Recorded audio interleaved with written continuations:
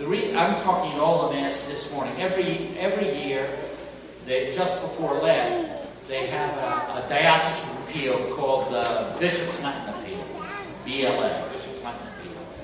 Those of you who've been here in a few years in this diocese know that it's this Sunday. We talked about it. Next Sunday, if you haven't already made the commitment, will be a commitment Sunday. Some of you, like me, have received a letter. Who of you received a letter? Okay. I made my pledge. Who made their pledge? Good for you. See? I made mine. So that's good. All right. So others did not. How many did not receive this in the mail? Okay. Do not forget to take home the bulletin today, because what was in the mail is in the bulletin today. In other words, all the information. Now, the Bishop's Lenten Appeal is an appeal for diocesan ministries. Now, I've been a priest 40 years, and I can tell you that these ministries are important. I'm not going to justify it to you. Read yourself.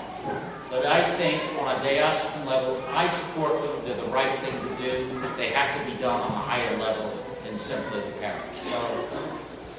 So vet it out for yourselves. Read it and think this week. Be ready to, if you're not already, like I have, or like some have, made your commitment, be ready to make your commitment next week. On the bottom, it will show you, the back, it will show you what the pledge would look like.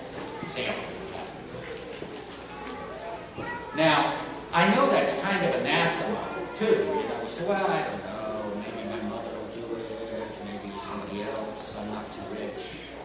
I'm telling you, you've got to take a step. Just the same principle applies on praying for your neighbors, praying for your enemies, or loving your enemies and praying for your persecutors and piety. The only way it begins is by taking a step. I know, humanly speaking, it's difficult. I had an old pastor one time, and he always said, you know, if it doesn't touch your wallet, it really doesn't touch your heart. It's true. Talk is so cheap. I really care about this, and I think the government should do it. I think the state of Virginia should do it. I think the church should do it. I think the Pope should sell a pietà and do it. But it's us who are supposed to do it, folks. We got to make the steps ourselves. So, now, is somebody going to hold a gun to your head? No. And you know what? You can avoid the whole thing. Just don't come to church next week. But I challenge you to come, but not simply come to church, but come either having made a commitment or ready to make one. It's the same thing I say when I talk about the finances of the parish. You know?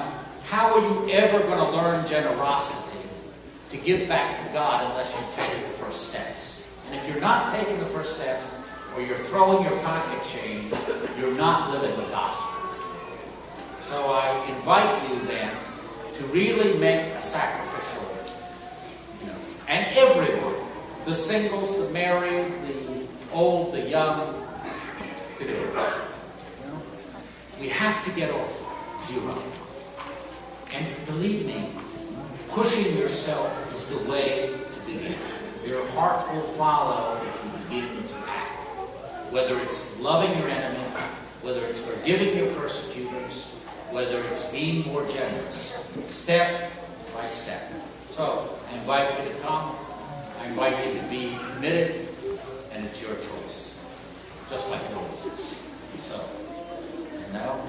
it's so welcome the invitation today just for this, and then for the parish and for the other things, these hard things of the gospel.